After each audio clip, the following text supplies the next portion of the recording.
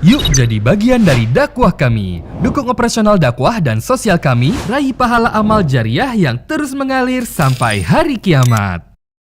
Assalamualaikum warahmatullahi wabarakatuh. Alhamdulillah wassalatu wassalamu ala Rasulillah. Segala puji dan puja kehadirat Allah Subhanahu wa taala, juga salawat dan taslim kepada Nabi besar Muhammad sallallahu alaihi wa ala alihi wa sahbihi wasallam. Lanjutkan teman-teman sekalian di Rabu siang hari seperti biasa bedah buku Riyadhus Shalihin yang tulis oleh Imam Nawawi rahimahullah. Dan kita masih di bab ke-65, bab yang perlu diperhatikan oleh setiap muslim dan muslimah, bab mengingat mati dan membatasi angan-angan.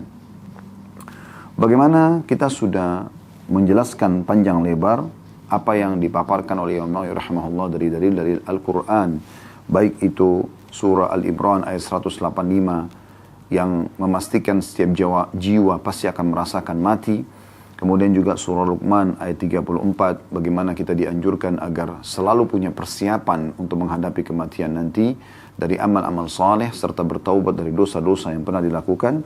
Kemudian juga surah An-Nahl ayat 61 tentang masalah bagaimana Allah memastikan kalau ajal datang tidak akan pernah terlambat sesaat pun siapapun dia.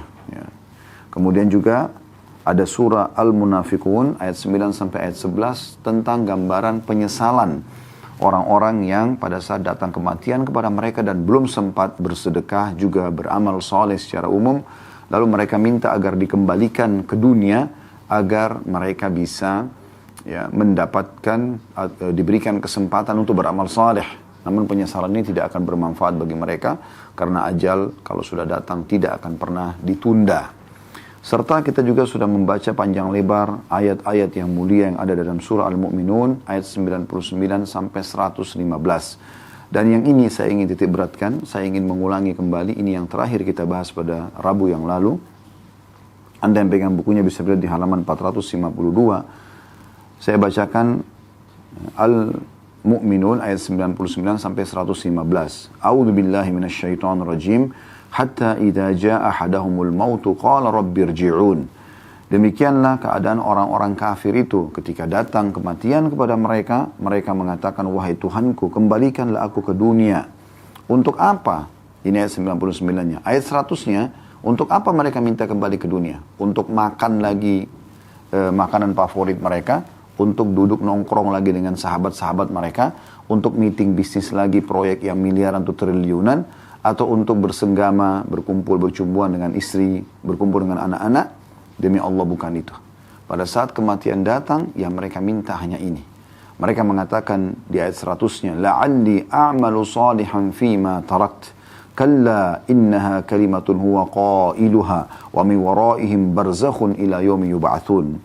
Maka pada saat itu mereka minta, wahai Tuhanku, kembalikanlah aku ke dunia agar aku dapat berbuat kebajikan yang telah aku tinggalkan. Penyesalan. Kenapa dulu nggak beriman? Kenapa dulu nggak sholat? Kenapa dulu nggak sedekah? Kenapa nggak baca Quran? Kenapa nggak bakti sama orang tua? Kenapa nggak haji dan umroh? Kenapa? Lalu Allah mengatakan sekali-kali tidak. Walaupun mereka nangis darah tidak akan ada gunanya. Sungguh itu adalah dalih yang diucapkan saja. Dan di hadapan mereka ada barzakh sampai hari mereka dibangkitkan. Artinya ada tahapan alam kehidupan yang mereka harus lalui sebelum menuju kepada hisab di akhirat nanti. Tapi itu pun di barzakh ini ada, sebagaimana kita tahu di alam kubur ada kehidupan sendiri, bisa menjadi taman dari taman surga bagi orang-orang beriman dan patuh, dan menjadi lubang dari lubang neraka bagi orang yang durhaka dan durjana. Kemudian selanjutnya 101-nya Allah mengatakan فَإِذَا نُفْخَ فِي الصُّورِ فَلَا أَنْسَابَ بَيْنَهُمْ وَيَوْمَئِذٍ وَلَا يَتَسَاءَلُونَ. Dan ingatlah pada saat nanti sangkakala ditiupkan hari kebangkitan, mereka juga akan meninggalkan barzah itu. Maka tidak ada lagi pertalian keluargaan di antara mereka pada hari kiamat itu. Dan tidak pula mereka saling bertanya. Mereka tidak mau bertemu. Saya dan Anda tidak mau bertemu nanti di hari kiamat. Berharap tidak ketemu sama orang karena khawatir nanti orang itu punya hak yang dia akan tuntut kepada kita. Serta di saat itu tidak ada lagi manfaatnya dinar dan dirham. Tidak ada lagi rupiah, dolar, euro. Sudah nggak ada semua, nggak ada manfaatnya. Nggak bisa negosiasi lagi. Nggak bisa lagi ada ucapan maaf. Mereka tidak akan menerima ucapan maaf. Karena itu Nabi SAW pernah mengingatkan para sahabatnya dalam sebuah riwayat, hati-hatilah siapa yang punya permasalahan dengan saudaranya, selesaikan di sini, di dunia. Sebelum datang hari nanti, maksudnya hari kiamat, yang tidak bermanfaat lagi dirham dan dinar. Maka para sahabat faham masalah ini. Berarti di saat itu tidak lagi negosiasi. Gak ada manfaatnya harta semewah apapun, semahal apapun, yang mungkin di dunia akan bernilai, di akhirat tidak akan ada nilainya. Maka mereka mengatakan, ya Rasulullah, lalu pada saat itu apa? Apa yang bisa menebus kesalahan kami sehingga kami lepas dari tuntutan-tuntutan orang-orang? Kata Nabi SAW, amal solehmu atau dosa mereka. Kau bayar dengan amal solehmu, sholatmu, puasamu, sedekahmu, semua habis dibagi-bagikan kepada orang-orang ini. Atau kalau tidak cukup, dosa-dosa mereka yang mereka lakukan, yang bisa membuat mereka risih di neraka, ditimpahkan kepadamu. Oleh karena itu berbahaya sekali. Sudah diingatkan di sini. Ayat 102-nya, فَمَنْ ثَقُلَتْ مَوَازِينُ فَأُولَٰئِكَ هُمُ الْمُفْلِحُونَ. Siapa yang pada saat hari kiamat nanti berat timbangannya, timbangan amal solehnya, maka mereka adalah orang-orang yang beruntung. وَمَنْ خَفَّتْ, di 103-nya, وَمَنْ خَفَّتْ مَوَازِينُ فَأُولَٰئِكَ الَّذِينَ خَسِرُوا أَنفُسَهُمْ فِي جَهَنَّمَ خَالِدُونَ. وَمَنْ خَفَّتْ مَوَازِينُ فَأُولَٰئِكَ الَّذِينَ خَسِرُوا أَنفُسَهُمْ فِي جَهَنَّمَ خَالِدُونَ. Dan siapa yang ringan timbangannya, timbangan amal soleh maksudnya, ya, maka mereka adalah orang-orang yang merugikan diri mereka sendiri. Mereka akan masuk dalam neraka Jahannam dalam kondisi kekal. Kemudian di ayat 104-nya, talfahu wujuhahumun nar wa hum fiha kalihun. Dan pada saat itu, ya, wajah mereka akan dibakar oleh api neraka, dan mereka di dalam neraka dalam keadaan muram dengan bibir yang cacat. Saya sudah jelaskan ini pada pertemuan yang lalu, ya, bagaimana Nabi SAW menyampaikan kalau hari kiamat nanti penghuni neraka itu, naudzubillah, semoga Allah selamatkan kita, itu bibir atas mereka meleleh, ya, sampai bisa terlipat ke kepala mereka, dan bibir bawah mereka juga meleleh sampai jatuh ke perut mereka. Itu saking panasnya pada saat itu, saking panasnya pada saat itu. Kemudian Allah mengatakan juga di ayat 105-nya, alam takun ayati tutla alaikum fakuntum biha tukadzibun. Bukankah ayat-ayatku telah ditilawakan kepada kalian tapi kalian mendustakannya? Sudah diingatkan, sholatlah, berimanlah, puasalah, dan seterusnya, tapi mereka lebih memilih untuk mendustakannya. Nggak benar, untuk apa sholat, untuk apa beriman, dan seterusnya. Ya. Kemudian dikatakan selanjutnya oleh Allah, ayat 106-nya, Qalu Rabbana ghalabat alaina shikwatuna wa kunna qauman dhalin. Maka mereka menjawab mengatakan, wahai Tuhan kami, sesungguhnya kejahatan diri kami, ya, itu telah mengalahkan atau menguasai jiwa-jiwa kami, sehingga kami melakukan perbuatan tersebut. Ya. Kemudian mereka mengatakan, ya, dan kami termasuk orang-orang yang sesat. Di ayat 107-nya, Rabbana akhrijna minha fa in udna fa inna zalimun. Wahai Tuhan kami, keluarkan kami, tolong berikan kami kesempatan keluar dari neraka ini, dan kalau kami masih kembali juga melakukan perbuatan pelanggaran, maka kami termasuk orang-orang zalim. Di saat itu, Allah subhanahu wa ta'ala menjawab mereka di 108-nya, qala khsa'u fiha wa la tukallimun. Kata Allah subhanahu wa ta'ala, terhinalah kalian di dalamnya, dan jangan pernah kalian berbicara denganku. Jangan pernah kalian berbicara denganku. Saya sudah jelaskan ada sebuah riwayat yang pernah kita bedah ini, ya. Riwayat di dalam bedah buku Rasulullah SAW cerita tentang surga dan neraka. Bagaimana penghuni neraka karena kesulitannya, beratnya siksaan pada saat itu, sampai-sampai mereka mereka panggil para penjaga neraka dari malaikat, ya, agar para penjaga neraka ini coba, ya, meminta kepada Allah agar meringankan siksa buat mereka. Tapi penjaga neraka tidak menjawab ratusan tahun, ya, atau bahkan lebih daripada itu. Lalu setelah menjawab pun mereka mengatakan kalian tetap akan kekal di situ, ya. Tidak mungkin, ya. Kemudian setelah itu mereka pun, ya, berbicara dengan Tuhan mereka. Lalu Allah tidak menjawab mereka seumur dunia, kata Nabi SAW. Berapa miliar tahun itu. Setelah itu pun Allah mengucapkan kalimat ini, qala khsa'u fiha wa la tukallimun. Terhinalah kalian dalamnya dan jangan pernah kalian berbicara denganku. Naudzubillah. Lalu apa yang diharapkan kalau setelah sang pencipta Allah yang maha pengasih pun sudah membenci mereka sampai pada tingkat seperti ini. Di 109-nya, innahu kana fariqum min ibadi yaquluna rabbana amanna faghfir lana warhamna wa anta khairur rahimin.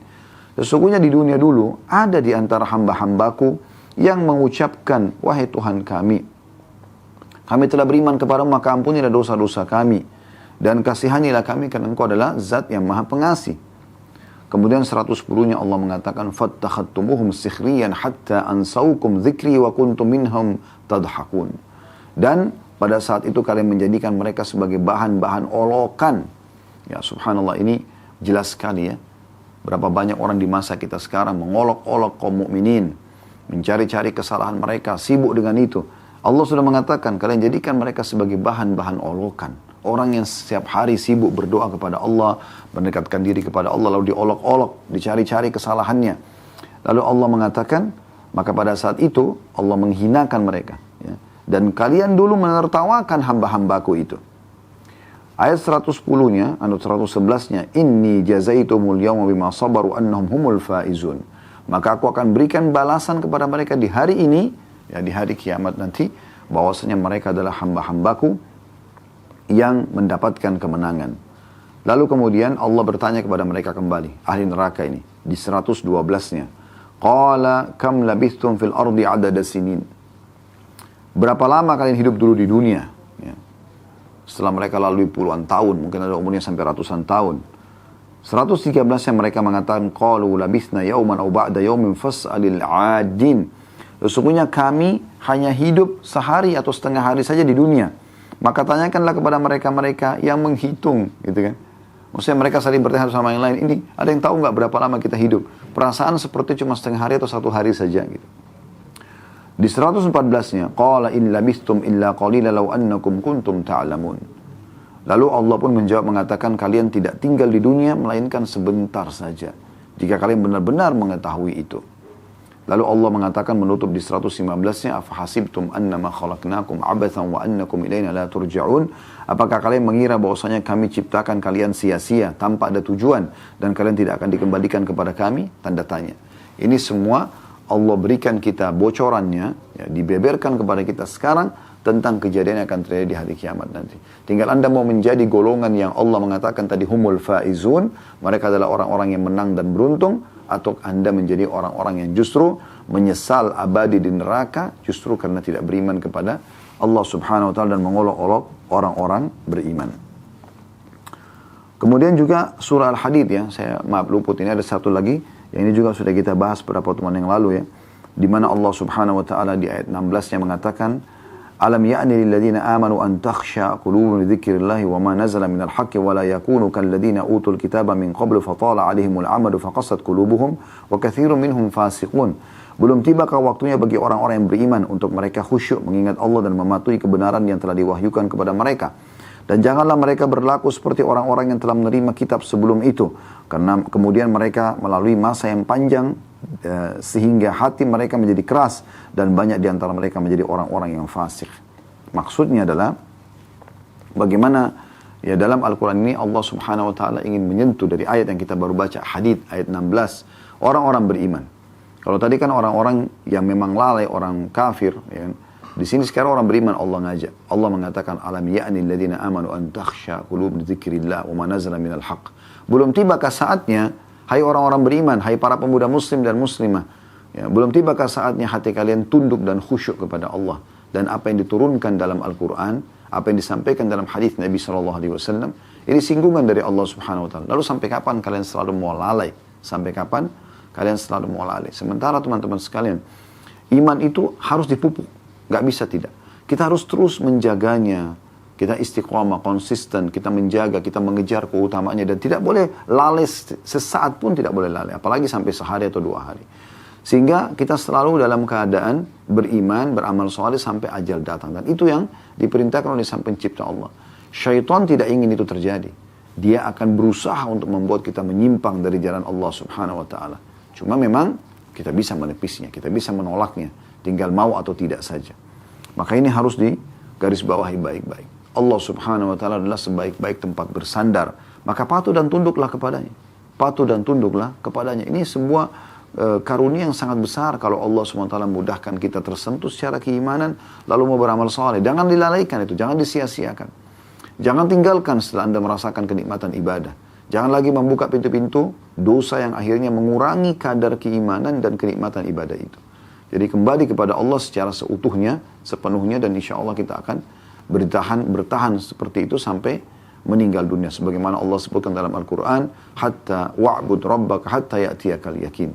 Sembahlah Tuhanmu setelah kamu mengenal Tuhanmu, setelah faham, ya, sampai datang kepadamu kematian.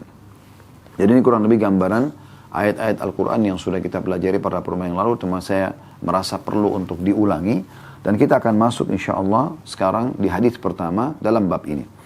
Hadis nomor 579 dari awal belajar berbunyi dari Ibnu Umar radhiyallahu anhu, beliau berkata, "Akhadha Rasulullah sallallahu alaihi wasallam bimankibi faqal kun fid dunya ka'annaka gharibun aw 'abiru sabil." Wa kana Ibnu Umar radhiyallahu anhu yaqul, "Idza amsayta fala tantadhiru as-sabah wa idza asbahta fala tantadhiru al-masa wa khudh min sihhatika limaradika wa min hayatika limautik." Hadis ini hadis sahih diriwayatkan oleh Bukhari.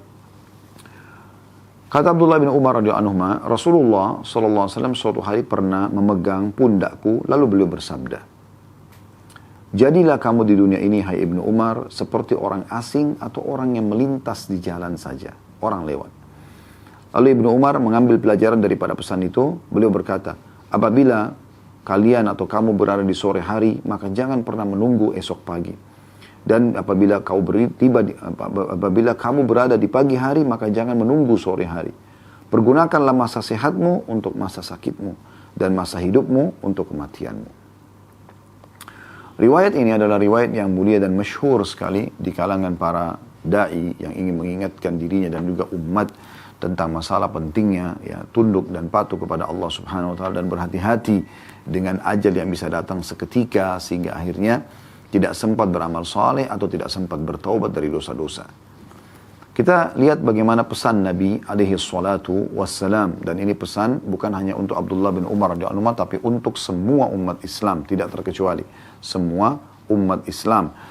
Pesan ini adalah Nabi SAW memegang pundak Abdullah bin Umar lalu mengatakan, "Kun fid dunya," jadikan dirimu di dunia ini ya, ka'annaka gharib, seakan-akan kau orang asing, au 'abiru sabil, atau orang yang cuma melintas saja.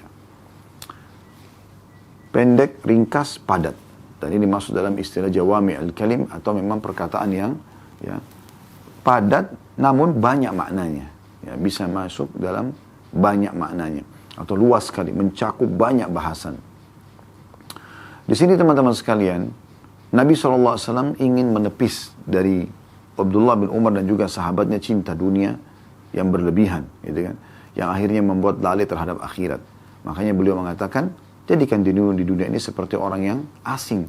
Kita tahu kalau kita ada di satu tempat, kita belum mengenal siapapun di sana, belum mengenal cuacanya, belum mengenal waktunya ya, jam kalau kita sekarang mungkin perbedaan jam dengan negara kita misalnya. Kita belum kenal, belum adaptasi dengan makanan dan minuman dan segala macam. Kita merasa asing. Nah seperti itu kita harus jadikan diri kita di dunia. Jadi jangan justru kita seperti orang yang luar biasa di sini, ya, orang yang menjadikan dunia sebagai target utamanya. Sampai Syekh Utsaimin rahimahullah, salah satu ulama Saudi, mengatakan seharusnya setiap mukmin menjadikan dunia ini seperti, maaf ini bahasa beliau, seperti orang yang masuk ke WC, menyelesaikan hajatnya lalu kemudian dia pergi. Jadi memang di sini tempatnya kita menyelesaikan hajat lalu kemudian kita pergi. Tentu di sini bukan menghina kondisi dunia, bukan, tapi maksudnya orang harus menjadikan dirinya seperti orang yang ya tergesa-gesa, dia harus meninggalkan menuju ke akhiratnya. Dalam riwayat lain Nabi SAW mengatakan, ada apa aku dengan dunia?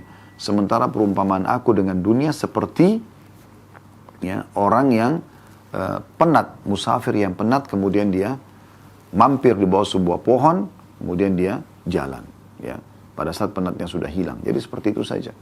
Oleh karena itu, seorang mukmin yang sudah paham akhirat targetnya, dia sibuk mengisi waktu-waktu yang Allah berikan umur ini dengan hal-hal yang mahal sekali dari amal-amal saleh. Ya.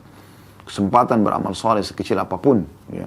Menjalankan sabda Nabi SAW, la tahkiranna minal ma'rufi syai'a. Jangan menganggap remeh satupun perbuatan amal saleh. Ya. Semua dikerjakan, sibuk dengan itu.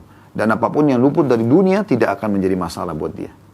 Orang yang targetnya akhirat, subhanallah, tidak berhasil mendapatkan makanan favorit di restoran, tidak ada masalah. Tidak berhasil membeli pakaian bermerek yang memang dia inginkan, juga tidak masalah. Tidak berhasil menikah dengan orang yang dia sukai, tidak masalah. Tidak berhasil ya mendapatkan sebuah proyek yang dia inginkan, juga tidak masalah. Tidak, apapun urusan dunia yang tidak didapatkan, kecil bagi dia. Yang penting jangan akhirat. Para salafus salih dimulai dari para sahabat ridwanullah alaihim, mereka lebih sedih kalau mereka kehilangan satu kali sholat berjamaah daripada harta mereka yang mereka miliki seluruh dunia ini. Ya. Umar bin Khattab pernah telat sholat berjamaah asar satu kali saja, beliau bersedekah ya, sekian banyak harta untuk menebus karena menyesalnya dengan masalah itu. Dunia dihabiskan untuk akhirat. Gitu ya. Jadi orang mukmin seperti itu teman-teman sekalian. Jadi jangan pernah Anda jadikan bahan introspeksi diri. Kalau Anda masih merasa bahwasanya ya urusan ya, dunia ini kalau ada yang luput kita merasa sedih berlebihan, berarti ada permasalahan dalam keimanan kita.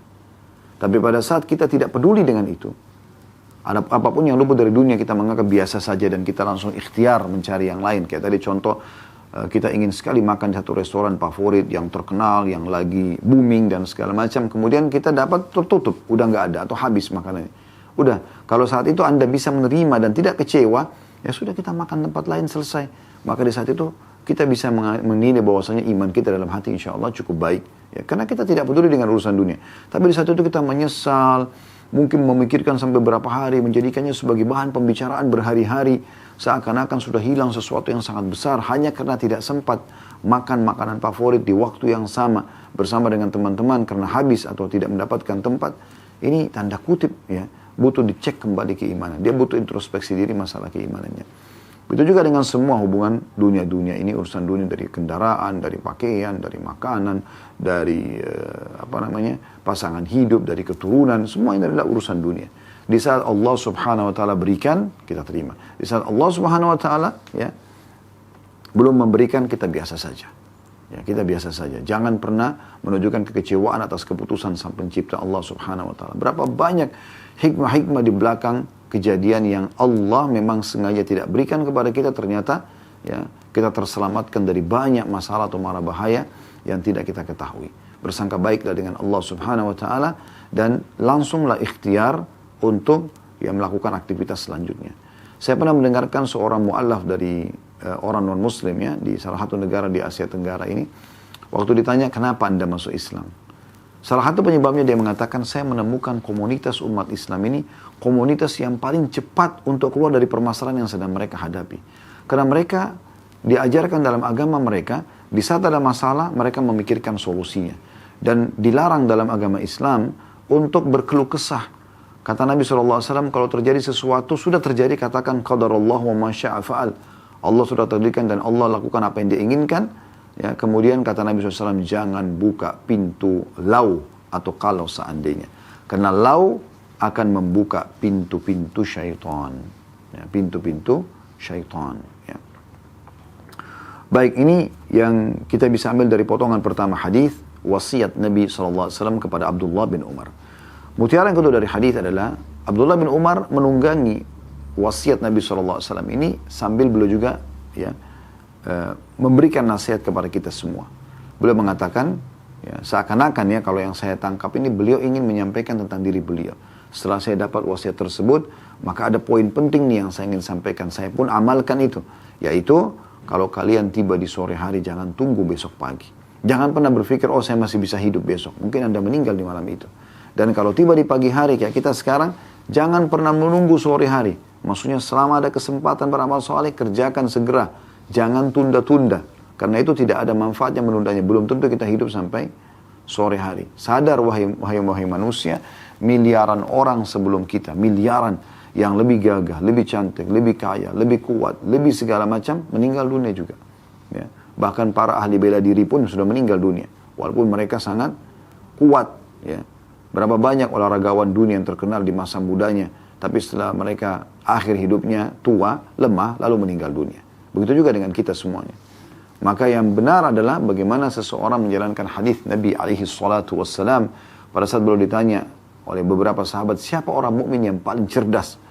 Kata Nabi SAW, yang paling banyak mengingat kematian dan punya persiapan untuk menghadapi kematian tersebut. Nah ini wasiat yang luar biasa.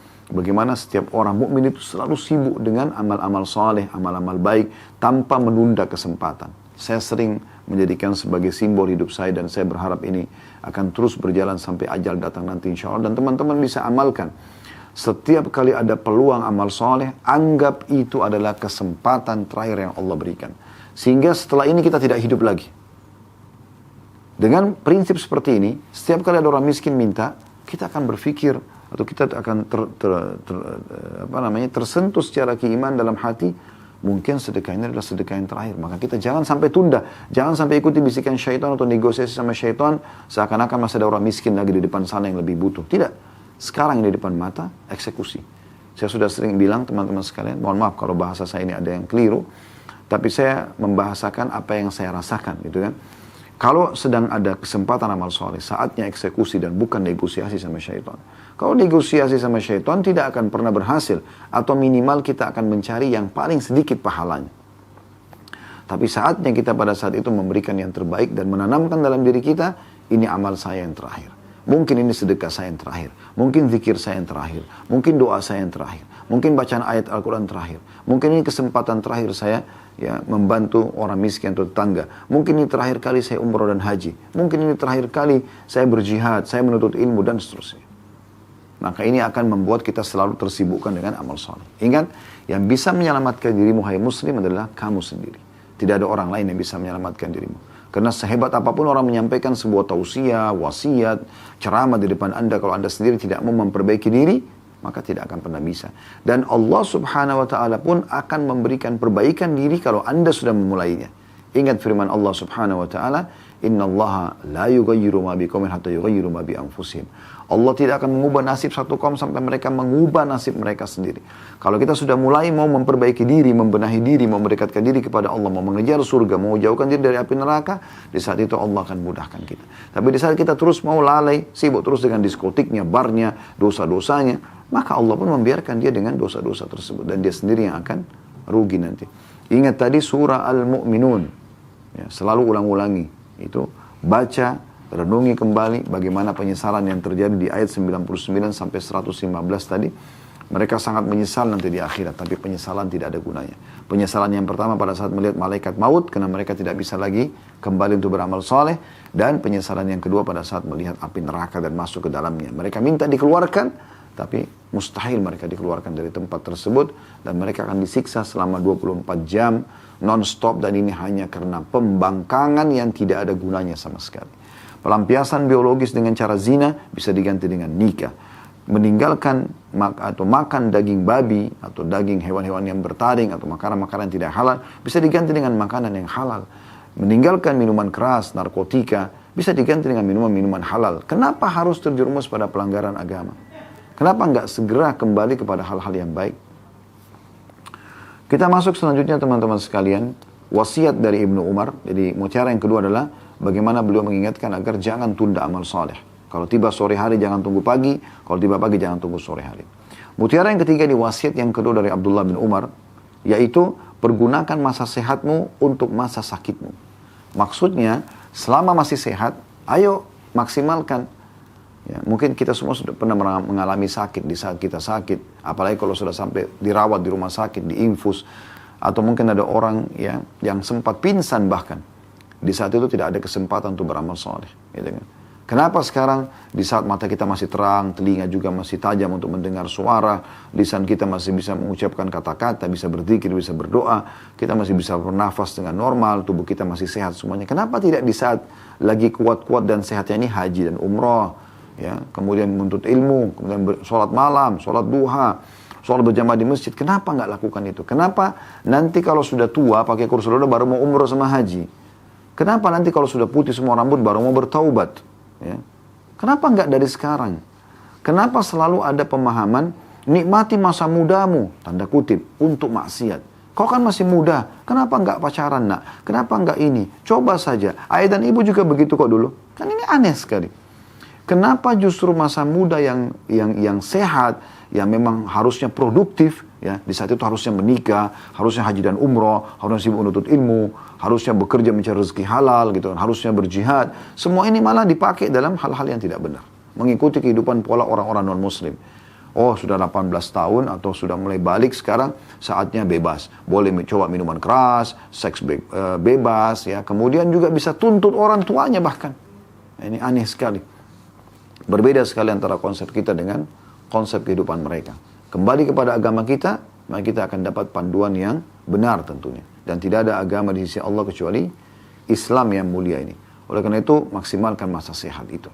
Karena di saat sehat kita masih bisa mengatur waktu kita bangun sholat malam. Dan ada sebuah hadis yang mulia, di mana Nabi SAW bersabda, makna hadisnya kurang lebih ya, siapa yang terbiasa mengerjakan satu perbuatan di masa dia mukim dan sehat, maka di saat dia punya udzur, Allah akan berikan pahalanya. Misal, Anda lagi sehat selalu sholat malam. Kemudian, satu waktu Anda sakit, demam, meriang, ya. Atau kita lagi musafir, ada halangan, ya.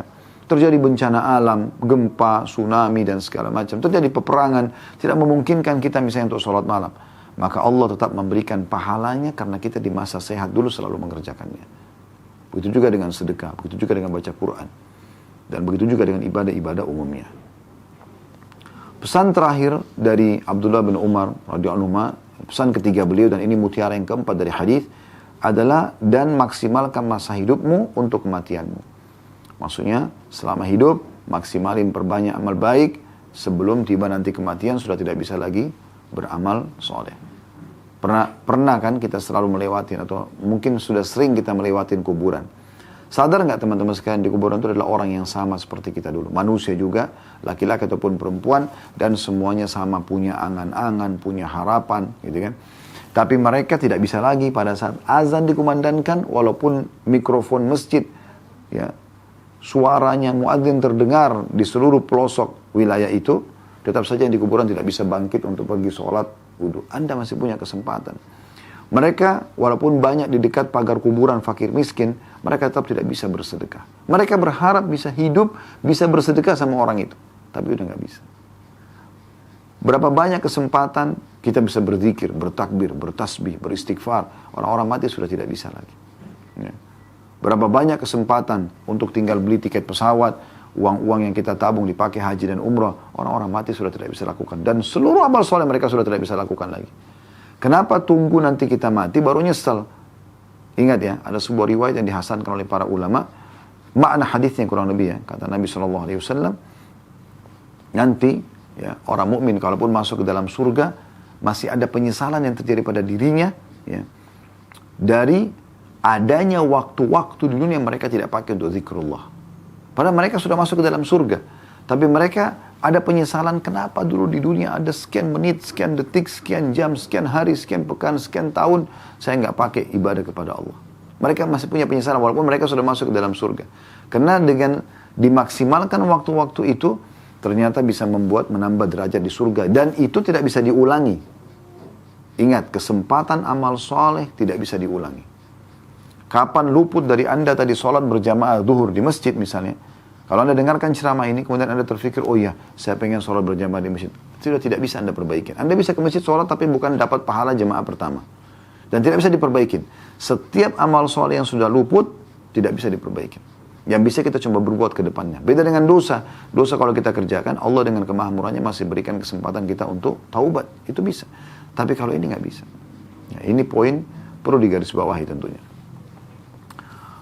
Hadis selanjutnya, hadis nomor 580 dari Ibnu Umar radhiyallahu anhu bahwa Rasulullah sallallahu alaihi wasallam bersabda, "Ma haqqu imri'in muslimin lahu syai'un yusi fihi yabitu lailataini illa wa wasiyatuhu maktubatun 'indahu." Hadis ini diriwayatkan oleh Bukhari dan Muslim, ini lafaz Imam Bukhari. Terjemahannya, tidak patut bagi seorang muslim melewati 2 malam di mana dia mempunyai sesuatu yang akan diwasiatkan, melainkan wasiatnya sudah tertulis di sisinya. Dalam riwayat Imam Muslim, yabitu thalatha layalin, melewati 3 malam. Ibnu Umar radhiyallahu anhu berkata, semenjak saya mendengarkan Rasulullah SAW bersabda demikian, saya tidak pernah melewatkan 1 malam pun, melainkan wasiatku sudah tertulis di sisiku. Apa maknanya hadis ini? Kita jelaskan dulu secara global. Wasiat itu sesuatu yang Anda tulis, ya, yang mungkin wasiat ini akan memudahkan Anda lepas dari hisab di hari kiamat. Contoh misal, Anda punya utang sama si fulan. Anda belum punya kemampuan untuk bayar. Anda tidak tahu kapan bisa bayar. Tulis wasiat. Kalau saya punya utang sama si fulan, tolong kalau saya meninggal dan belum sempat dibayar, maka dibayarkan dari warisan saya atau ada di antara wali saya membayarnya. Misal contoh. Atau Anda pernah punya masalah sama seseorang. Anda lagi mencarinya dan belum menemukannya. ya, dan Anda khawatir nanti dia tuntut Anda di hari kiamat, maka tulis wasiat. Saya punya janjian sama si fulan, gitu kan, dan saya berharap, saya pernah masalah dengan si fulan, saya bersalah, saya sudah coba mencarinya belum menemukan. Kalau saya sampai meninggal belum sempat menemuinya, maka saya berharap ahli waris saya menyampaikan kepadanya atau kepada walinya, ya, haknya. Kalau ada materi dikembalikan, kalau ada perusakan citra, ya, diperbaikin dan seterusnya, gitu kan. Maka ini semua wasiat. Contoh misalnya wasiat juga yang lain adalah sabda Nabi SAW, Allah telah menjadikan sepertiga dari harta kalian untuk menambah, ya, amal buat kalian. Maksudnya kalau saat kita meninggal kita boleh tulis wasiat. Sepertiga harta saya untuk pesantren ini, untuk masjid, untuk rumah anak yatim, untuk jembatan, sepertiga harta. Tidak boleh lebih daripada sepertiga harta. Maka wasiatkan itu, supaya jangan semua harta nanti jadi warisan saja. Karena belum tentu ahli waris membangun masjid buat kita. Gitu kan? Sepertiga harta, artinya kalau kita tinggalkan 900 juta, ada 300 juta bisa diinfakkan, sedekahkan untuk aktivitas kita nanti, untuk aktivitas di dunia, dari amal soleh yang kita akan panen pahalanya di hari kiamat nanti. Ini makna global daripada hadis ini. Mutiara dari hadis yang pertama adalah adanya perintah Nabi SAW untuk berwasiat. Dan sudah kami jelaskan tadi bagaimana pentingnya dan contoh-contoh wasiat itu. Kemudian yang kedua, anjuran Nabi SAW jangan lebih dari 2 malam ataupun 3 malam. Kalau sudah terlintas itu selalu, ya, terfikir di benak kita, bagaimana saya minta maaf sama fulan, bagaimana saya bayar utang saya, bagaimana ini dan itu, maka segera saja tulis wasiat, ya.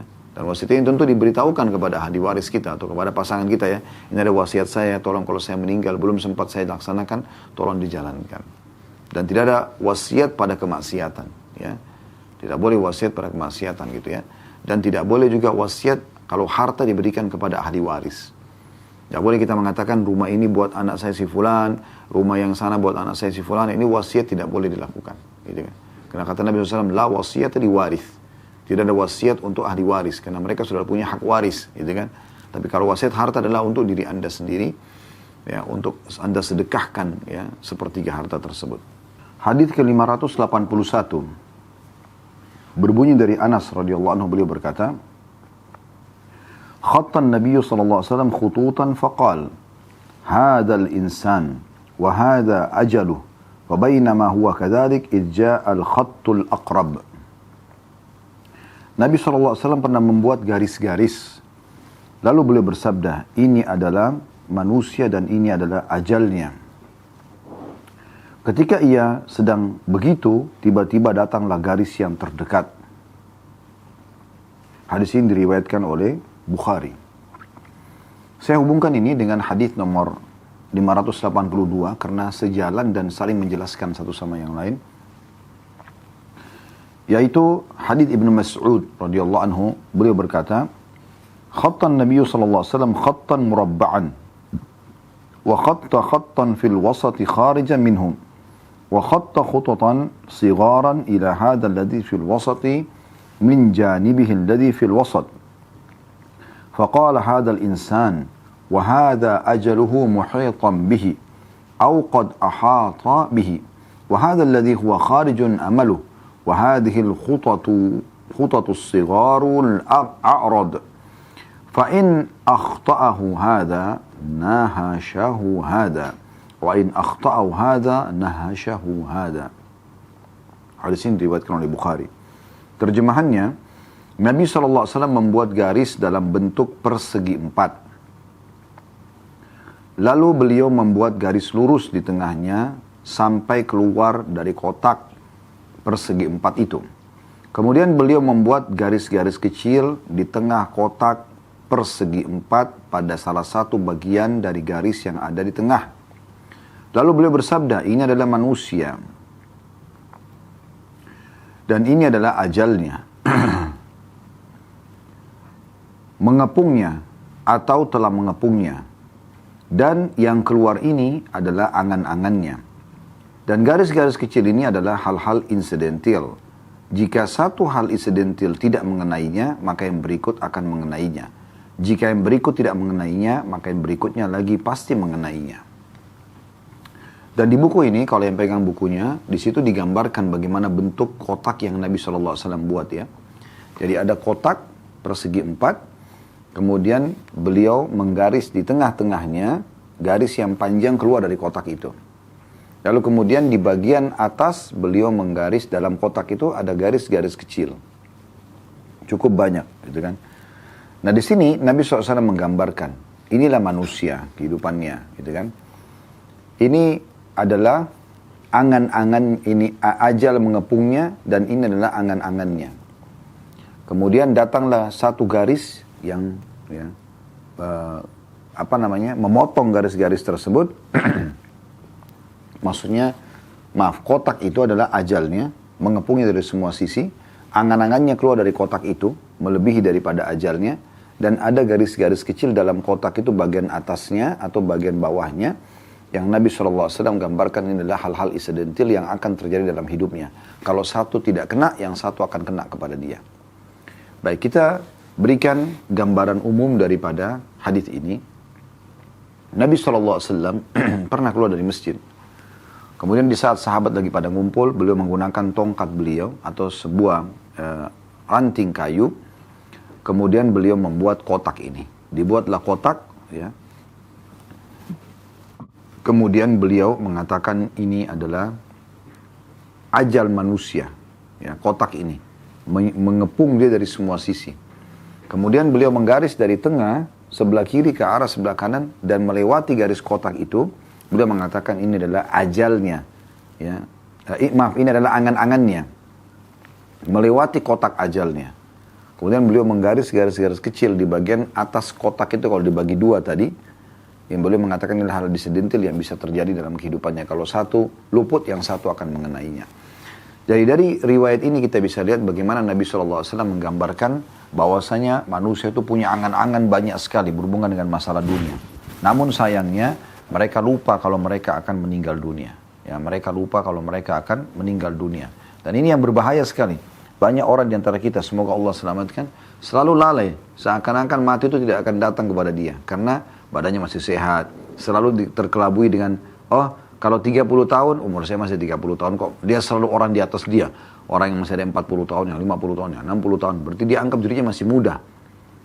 Dan dia lupa, kalau di bawah dia, generasi-generasi sudah banyak yang lahir. Ada bayi-bayi yang banyak lahir, sudah ada anak-anak, ya, sudah ada orang yang meranjak remaja yang sudah mungkin setengah umur dia. Kalau dia 30 tahun itu 15 tahun, gitu kan. Itu sudah generasi, sudah jelas itu tanda-tanda kematian kita dengan datangnya generasi-generasi baru ini. Berarti nanti kita akan meninggal sebagaimana orang-orang tua kita dulu tuh meninggal, lalu kita akan digantikan oleh generasi-generasi baru ini. Begitu terus mereka juga akan sama sampai nanti manusia terakhir menjelang hari kiamat yang Allah ciptakan. Maka banyak manusia lalai.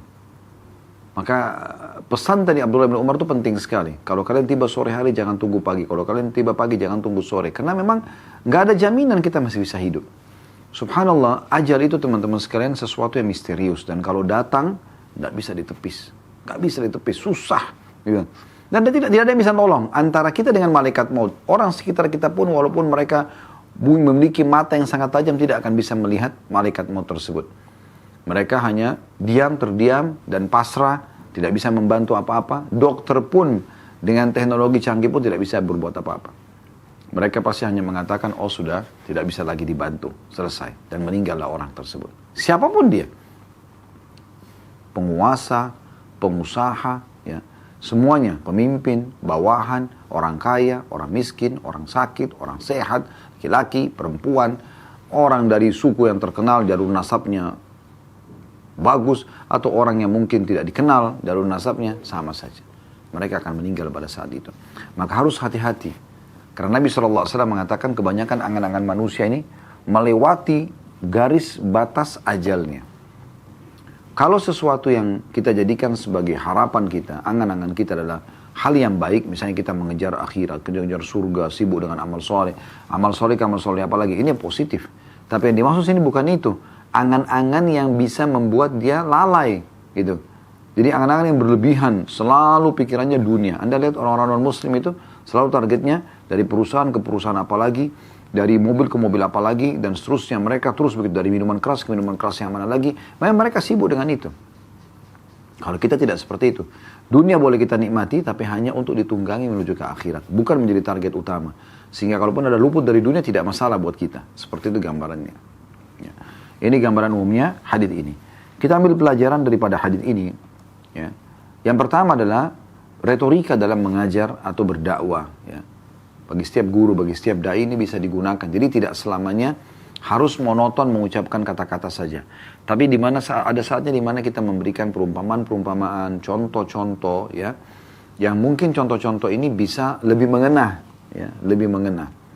Saya pernah coba mengadakan pelatihan misalnya, selain menyampaikan tema tentang harus siap menghadapi kematian dan bagaimana seorang mukmin bertobat segera sebelum datang ajalnya, kami juga pernah buat pelatihan bagaimana kematian itu kalau dihadapi secara langsung. Dalam 5 menit saja menjadi jenazah, maka mereka bisa merasakan pakai kain kafan, turun di liang lahat, kemudian merenungi bagaimana peluang-peluang amal soleh yang luput, bagaimana dosa-dosa yang pernah dilakukan tidak sempat bertobat dan Allah akan hukum. Itu ternyata pengaruhnya secara kejiwaan besar sekali. Ini salah satu retorika. Dan ini yang Nabi SAW praktikin dengan berbagai macam retorika yang beliau sampaikan. Misalnya beliau memberikan contoh, selain menyebutkan tentang masalah jihad, beliau juga terjun di medan jihad, gitu kan. Beliau menyebutkan tentang masalah keperkasaan, keberanian, maka beliau, kata Ali bin Abi Thalib, kami kalau sudah merasa terdesak di medan perang, kami berlindung di belakang Nabi SAW. Beliau ada di kancah peperangan, bukan cuma seperti raja-raja yang duduk santai, semua tentaranya yang bergerak, dia cuma perintah sana sini dan tidak pernah mau tahu apa yang sedang terjadi, tidak seperti itu. Jadi praktek apa yang disampaikan itu sangat penting, dan semua praktisi dalam mengajar dan dalam berdakwah pasti berefek apa yang mereka sampaikan, karena Allah berikan keberkahan bagi orang yang sudah biasa mempraktikkan apa yang dia ucapkan. Misalnya dia sudah sholat malam, kalau dia perintahkan orang untuk sholat malam, maka akan lebih mudah bisa diterima dibandingkan dengan orang yang belum praktek sama sekali. Tapi intinya sebenarnya adalah bagaimana retorika dalam mengajar itu perlu divariasikan, gitu kan? Tidak monoton kepada satu cara, sehingga akhirnya ini akan melahirkan, ya, pengaruh-pengaruh yang berbeda di jiwa seseorang itu. Kemudian yang kedua, bagaimana seseorang manusia dari hadits ini kita ambil pelajaran menyadari bahwasanya ada batas ajal mereka, ada batas ajal mereka, dan semua pasti akan meninggal dunia. Serta yang ketiga adalah hati-hati dengan angan-angan kosong yang berhubungan dengan masalah dunia, yang akhirnya membuat kita lalai, selalu menunda taubat, selalu menunda-nunda sholat berjamaah hanya karena meeting bisnis dan urusan dunia semuanya, maka akhirnya membuat nanti penyesalan yang terjadi di akhir kehidupan kita. Allahu a'lam. Subhanakallahumma bihamdika asyhadu an la ilaha illa anta astaghfiruka wa atubu ilaik. Wassalamualaikum warahmatullahi wabarakatuh.